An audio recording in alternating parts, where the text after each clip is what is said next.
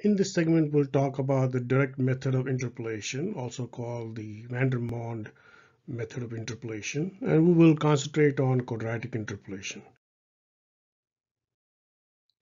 So in quadratic interpolation, what that means is that I will need to have exactly 3 data points to be able to do quadratic interpolation. So let's suppose we have these 3 data points. The function is given discretely only at or is given at 3 data points. Then what we can do is we can draw a second order polynomial. So that could be a second order polynomial which might look like this: a naught plus a1x plus a2x squared. The question arises that, hey, how do I find a naught, a1, and a2? Because once I find those 3 constants of this polynomial, then I can find the value of the polynomial at any point between x naught and x2. So that will allow me to find the value of the function at points which are not given to me. And of course, how do we find a naught, a1, and a2? We find it by saying that, hey, the polynomial is going through the 3 data points are given to us. That will set up 3 equations, 3 unknowns, and hence we can find out these 3 constants. And of course, this particular polynomial will be only valid between x naught and x2. So it is best illustrated through an example. So let's go ahead and do that. So let's go and look at the example which we're asked to be solved. Here we are given 6 data points, but we're doing quadratic interpolation. We're asked to find the value of the velocity at 16 seconds with a second order polynomial. So what we have to do is we have to choose 3 data points from these 6 data points. So we first have to figure out, hey, what are the 2 closest data points to 16, so that it brackets that t equal to 16. So we can already find out that 15 and 20 bracket 16, and they're the closest 2 data points. But we need a third data point. So should we take 22.5 or should we take 10? But if you look at, hey, how far is 16 from 10, the absolute value, the modulus value between of the difference is 6. And how far is 16 from 22.5 is 6.5. So we can see that 16 is further away from 22.5 than from 10. So we will choose 10 as our third data point. And that those are 3 data points which we'll be choosing in order to do the second order polynomial interpolation. Now keep in mind that in this particular problem, we are also asked to find the absolute relative approximate error for the second order polynomial approximation which we'll get for the velocity at 16 seconds. So whatever we get from here, how can we calculate the absolute relative approximate to get some sense of how good our answer is? We're also asked to find out the distance covered by the rocket from 11 to 16 seconds. So this is a good example of showing that, hey, polynomial interpolation or any kind of interpolation is not just about finding the value of the function at the points which are not given to us, but to be able to do the things which we need to do. So if we want to find the distance covered by the rocket, which will mean that, hey, since velocity is given, I'll have to integrate the velocity to be able to find the distance covered. Look at the fourth part here. We are asked to find the acceleration of the rocket at 16 seconds. And that implies that since the velocity is given to us, or velocity will be found by us, that we can find the acceleration as well by differentiating the velocity expression. So keep in mind that interpolation has several applications, not just about finding the value of the function at a point which is not given to us.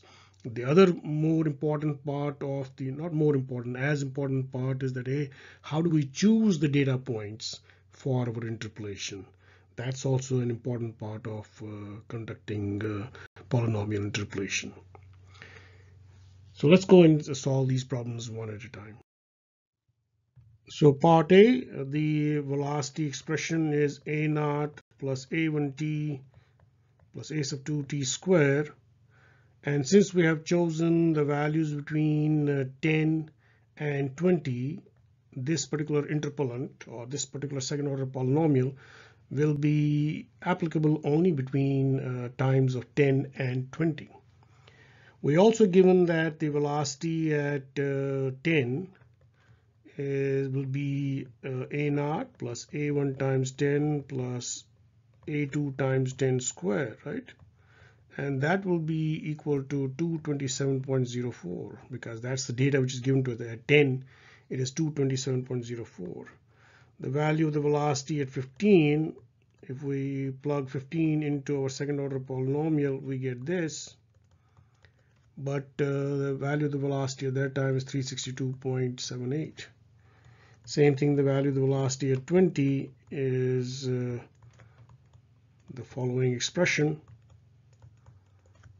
And we get that as our third equation. So basically what we have is we have three equations, three unknowns. And we should be able to find out what the values of a0, a1, and a2 are. So let's go and write these equations in a cleaner form with coefficients in the front of the unknowns. We'll get this.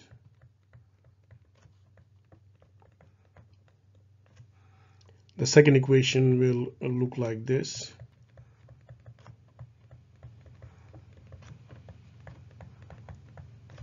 The third equation will look like this.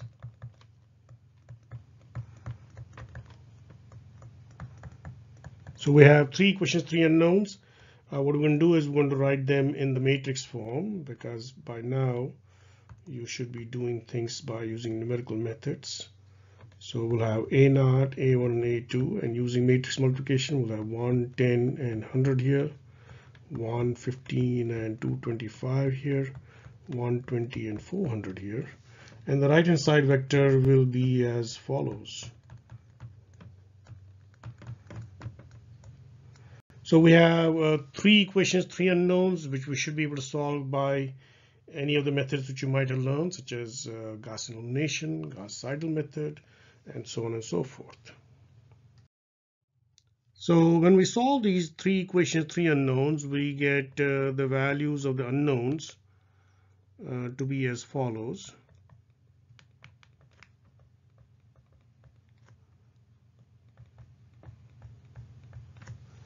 And now what that would mean is that the velocity expression which we had, which was a0 plus a1t plus a2t squared, will now have these coefficients a0, a0, and a2 evaluated for you.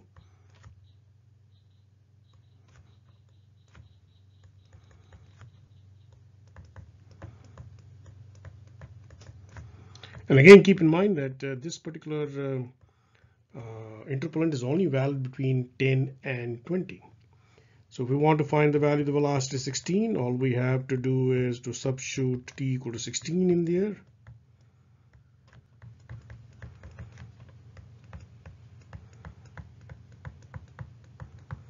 And this value here turns out to be equal to 392.19 meter per second.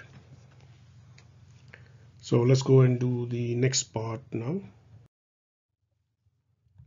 In this part, the question is asking, hey, what is the absolute relative approximate error for the value which you just obtained?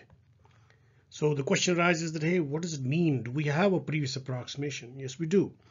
What we got was the value of the velocity 16. We got as 392.19 just in part A. This was a second order polynomial, right? But if you remember, we got the value of the velocity to be approximately equal to 393.70 in the first order polynomial in a previous lesson. So we can use that as our previous approximation. So now we can calculate our absolute relative approximate error as current approximation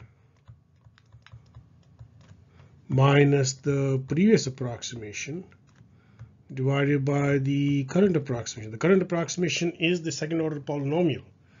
And then if we want to find in terms of percentage, we get 0.38410%.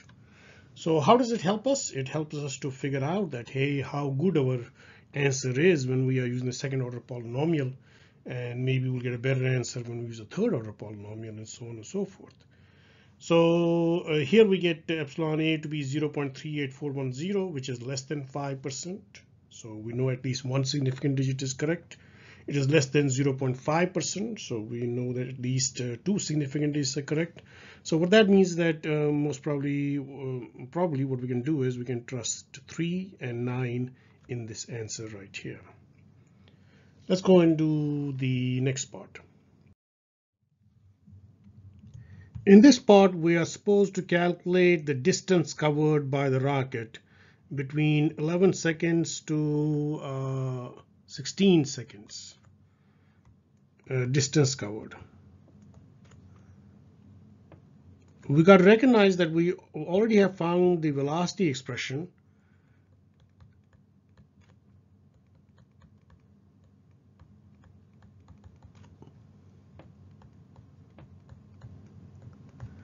To be this one, and it is valid between 10 and 20. So we could integrate this velocity expression from 11 to 16 to be able to find out what the distance covered between 16 and 10 seconds is. So it'll be just nothing but integrating the velocity expression from 11 to 16. That's what will give us the location at 11 and location at 16, the difference between the two. So all we have to do is we have to conduct the integration just by using our integral calculus knowledge.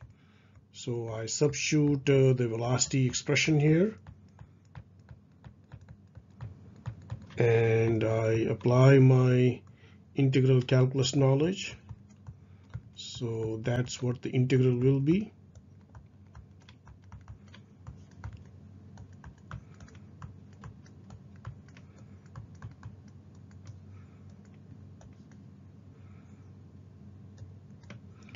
And the lower limit will be 11 and the upper limit will be 16.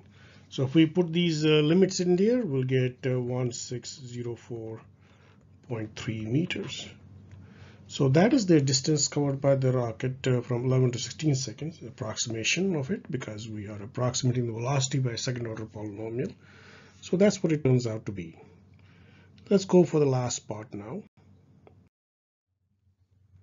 The last part is asking, hey, what is the acceleration at 16? Now we can say that the acceleration expression will be simply taking the derivative of the velocity, and since we know the expression for the velocity between 10 and 20, we should be able to take its derivative to find the acceleration at 16. So we know the velocity expression to be as follows from the first part of the problem.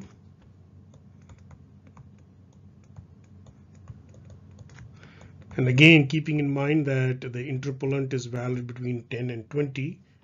So let's take the derivative of the velocity and use our differential calculus knowledge.